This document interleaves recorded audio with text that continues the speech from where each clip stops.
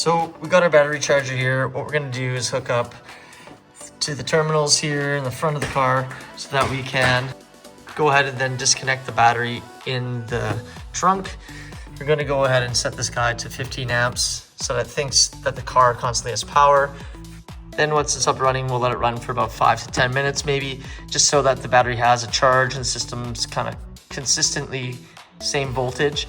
Then we'll pop around to the back and show you what we're gonna do back there. Okay, so we're gonna plug her in now. I'm gonna go ahead and always do positive first when charging, but when disconnecting you do negative, but charging first.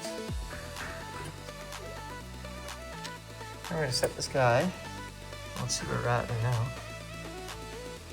So I did re-register the battery as well. I'll show you the tool that I have there in a minute. But I'm gonna go ahead and set this to 15 here and let it go for 10, it's about 5-10 minutes. You can see actually it was pretty low there, 11.9.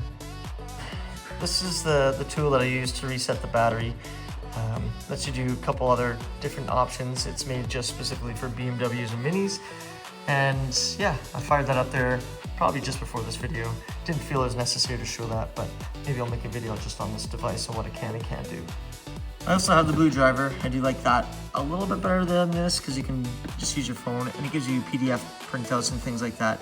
But it doesn't do any sort of major kind of tasks. It just does code clearing and code reading. This guy can do a little bit more. And again, I'll do a video just on that at some point. Just checking back at the battery. 12.2. Indicator kicking on. I think it said it was about 60%. So we'll let this run for maybe 10 minutes before I disconnect that battery now, just because I didn't really know how low it was. And I think a lot of these modules still in the car are kind of still waking up and intermittently.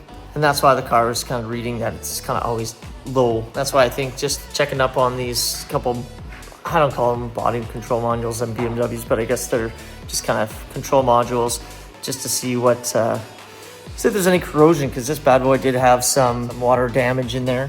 Again, auction car, so we'll go ahead and take a look at that. One thing I did notice too, in which we're gonna go through today, there's two modules in the back. The amplifier, there's no subwoofer in the car, so we're gonna go through and take that out first once we get the battery kind of charged up here for now, and then we'll disconnect the negative. And the other guy we'll be looking at is the HKL, I believe it's called, and that's kind of exactly where all the water is sitting. So I'll show you a couple videos here on the water levels where I think it kind of went up to. And when I did call BMW, they did have a couple notes on there that there was actually quite a bit of water in there. So maybe when it was stolen, they left the hatch open and water got in that way. That's the only way I can see, unless there is an actual leak, to which I haven't tested. And you know, I'll do that by just kind of washing the vehicle. So we're gonna come around to the back of the car here, pop her open. There's the tailgate module there. And then this guy here is the amplifier, which we're gonna test out first because we don't have any subwoofers. The sound's just tin, and I think there's some of the water damage, and I think this, you know, just the moisture might have screwed something up in here. So we're just gonna take a look at all those connectors once we are able to. But if you can tell, see that little dusty line right there?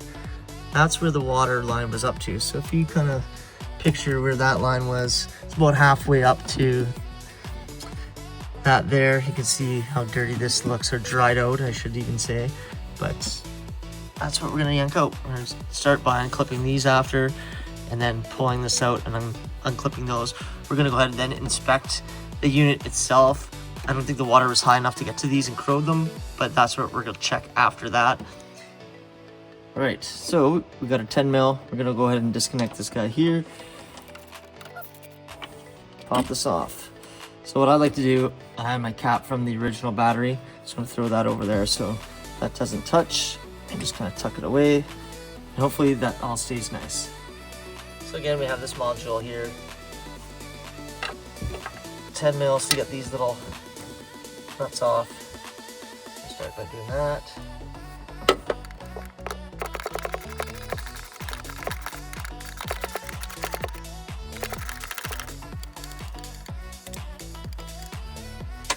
And then there's one more right there.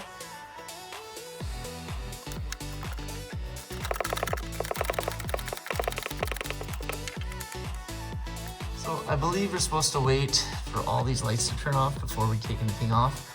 Interior lights and everything, just so it doesn't piss everything off. So we're just gonna kind of let that sit for a couple minutes. Just back up front here, checking 80%, battery unplugged. So 14.4, looking good. I guess they're gonna stay on. I was just looking it up. It says it doesn't need to go off because the negative post isn't on. So it's not gonna affect anything because none of these should be powered up. So let's fingers crossed and hope that's the case. So we'll go ahead and pull these clips gently. I'm going to push them inward like this and pull up.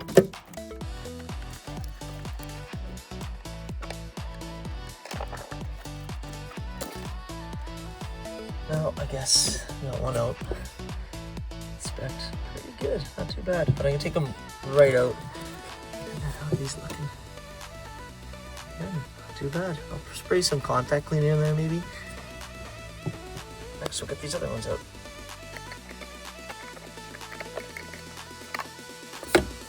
Now that we got this unit out, I'm just gonna go ahead and it doesn't look like I'm able to open it. I might be able to. Let's see if we can pop this open and see what we're looking at.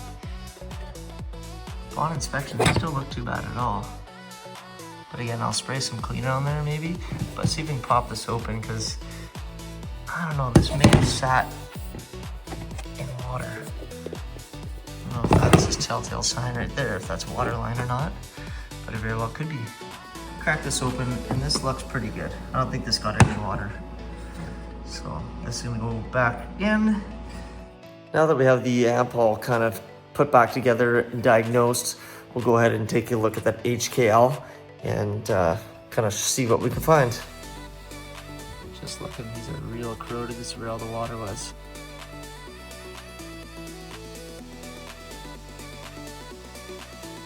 Also, I don't like the fact that my battery charger stopped. I'm not sure why this happened, but I don't think that's gonna be good. Fingers crossed that didn't screw anything up. And the next one, oh yeah, seems dirty too. So let's just hope I can clean these off. And obviously the last one, super corroded as well, so let's yank this out. Oh yeah, there's the water level.